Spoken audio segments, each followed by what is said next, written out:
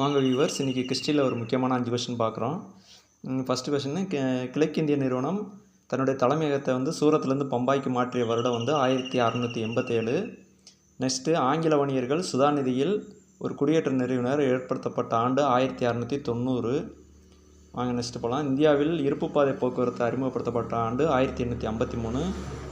இந்தியாவின் உள்ளாட்சி அமைப்பின் தந்தை என அழைக்கப்படுவர் ரிப்பன் பிரபு. இரட்டை ஆட்சி அறிமுகப்படுத்தப்பட்ட ஆண்டு 1919. நகராட்சி உருவாவதற்கு முக்கிய பொறுப்பாக இருந்தவர் சர் ஜோசியா சைல்டு. வாங்க நெக்ஸ்ட்டு போகலாம். புனித ஜார்ஜ் கோட்டை ஆங்கிலா கட்டப்பட்ட இடம் மதராஸ்.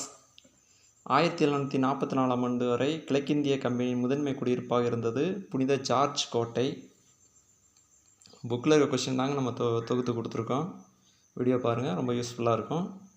அடுத்த கொஸ்டின்,